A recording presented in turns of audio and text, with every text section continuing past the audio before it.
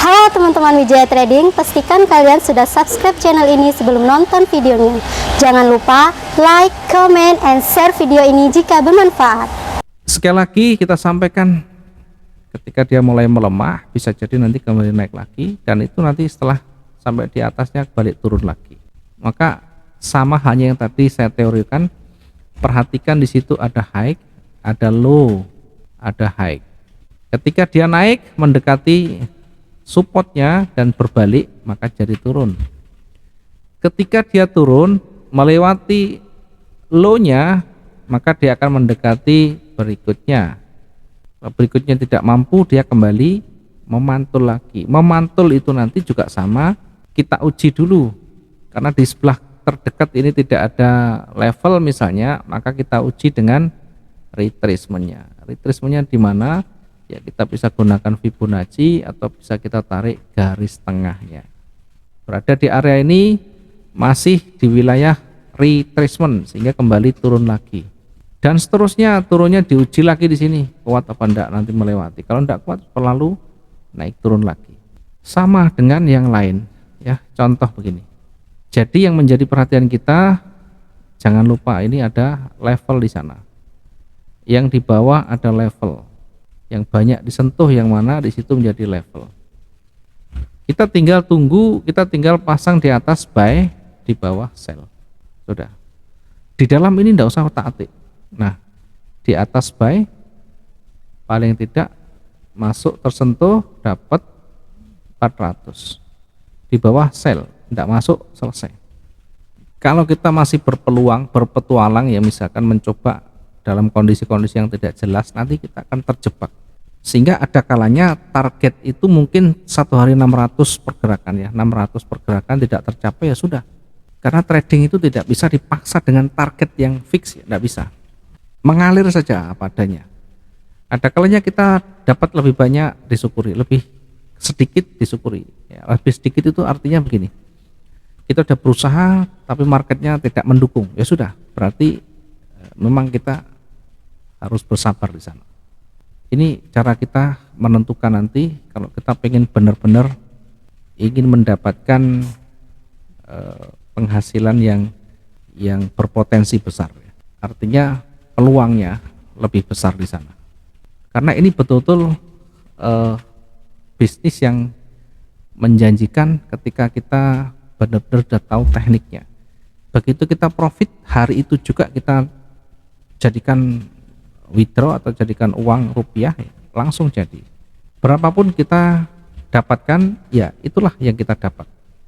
Jadi yang paling penting bagaimana cara kita membuat stabil, cara kita benar-benar menjadikan ini sebagai ladang. Kita tanami, kita pupuk, kita usahakan dengan berbagai macam teori, metode yang kita coba dengan sesuai dengan gaya kita, sesuai dengan karakter kita. Kita lakukan explore terus menerus, salah koreksi lagi, terus begitu, sampai suatu saat menemukan cara yang tepat buat kita. Yang pasti setiap hari harus membuat satu catatan khusus. Kalau kita tidak pernah mencatat, hari ini kita bisa profit, hari ini kita bisa sesuai dengan analisa, tidak pernah mencatat, ya besok lagi mungkin kita tidak bisa mengingat kembali. Apalagi dalam kondisi kita salah, hari ini kita merugi cukup besar. Apa yang buat kita rugi tadi? Diingat-ingat, mumpung belum lama dibuat catatan. Strategi tadi apa yang saya gunakan ternyata tidak mumpuni, berarti kita uji lagi. Karena itu penting untuk kita nanti di awal belajar sampai benar-benar kita menguasai di luar kepala. Artinya di luar kepala sudah mendarah daging dengan kita. Satu, cara membaca. Yang kedua, cara kita melakukan recovery. Yang ketiga, cara kita mengendalikan tingkat emosi kita. Dan itu nanti kita uji semuanya, ya, apakah kita punya kemampuan di sana atau tidak. Kembali ke perhitungan ya, kembali ke perhitungan resiko. Jadi resiko yang harus kita siapkan, yang harus sudah kita rencanakan, maka belajar untuk kita disiplin di sana.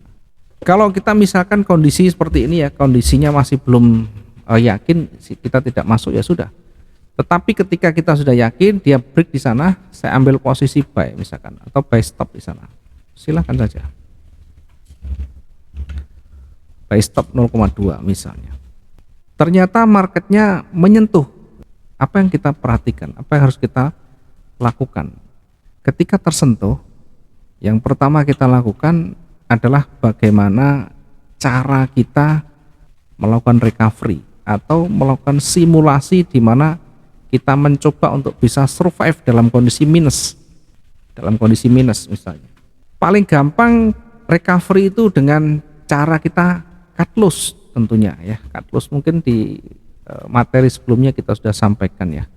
Kita bisa dengan cut loss dengan cepat. Cut loss itu juga ada aturannya. Berapa yang harus kita rugikan. Kemarin sudah kita bahas juga.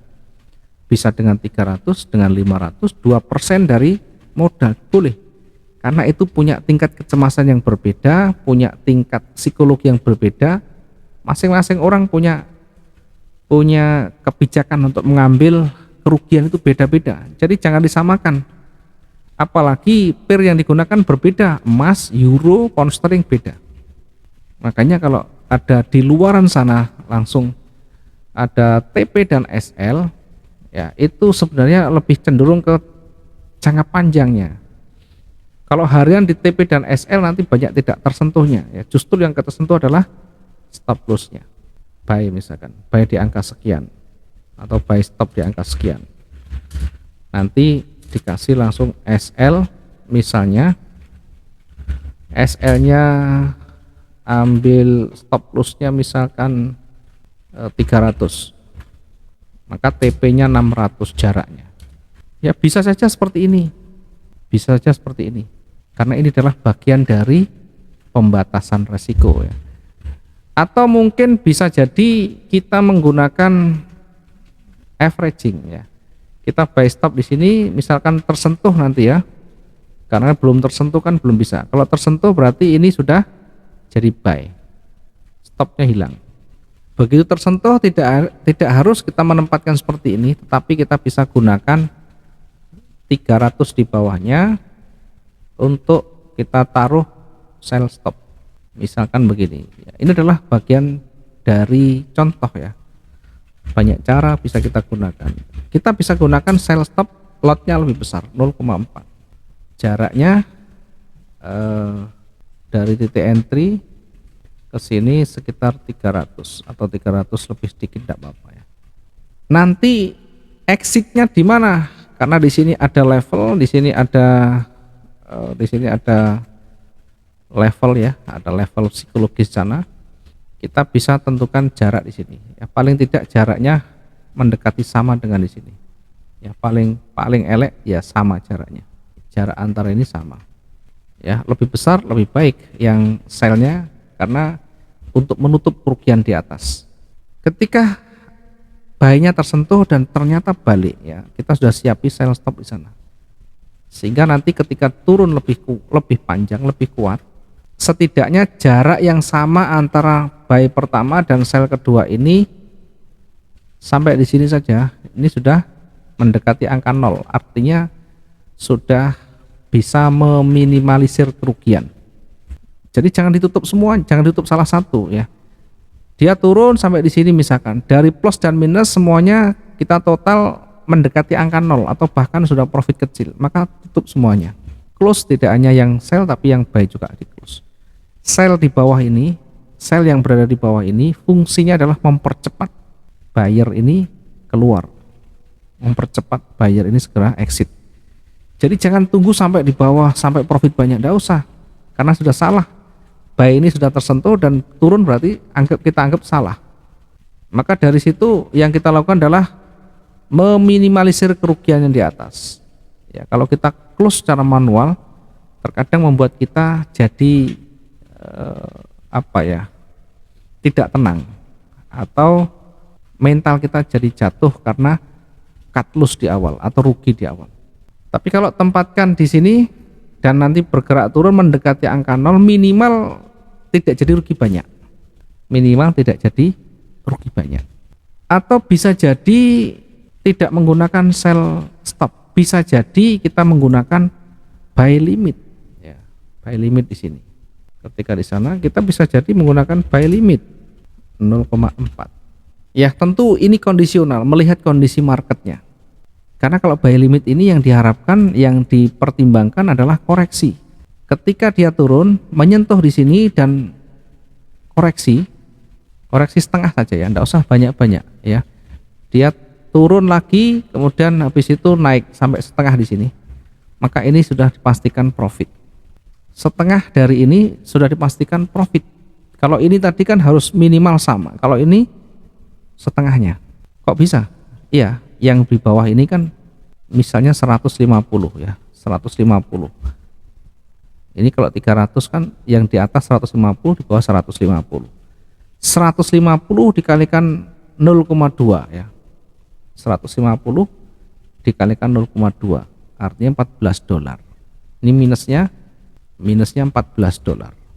Sementara yang buy di atas ini kan naik, profit akhirnya ya, profit akhirnya. Nah, di bawah kan lotnya lebih besar, 0,4 dikali 150 dapatnya 60. Yang tadi yang di bawah, yang di atas 0,2 dikalikan 150 ya, 30, bukan 15, bukan 14 tapi 30, minusnya 30. Sementara yang di bawah ini dapat plusnya adalah 60, yang di buy 0,4 ini plusnya 60, sehingga sekali lagi bergerak setengah atau koreksi setengah saja dari titik entry pertama, ini kita sudah exit dengan profit $30. Nah, ini tentu nanti kita gali, kita lakukan pengujian ya. Kita coba berulang kali mana kira-kira yang tepat, mana kapan menggunakan ini, kapan menggunakan yang sell, stop dan sebagainya. Dan tentu tiap orang juga belum tentu nanti bisa menguasai kalau tidak punya skill. Memang kalau punya skill semuanya bisa terjadi ya. Artinya bisa saja semuanya kita gunakan untuk recovery. Sehingga intinya dalam trading itu bagaimana supaya kita meminimalisir kerugian, karena dalam trading tidak ada yang pasti.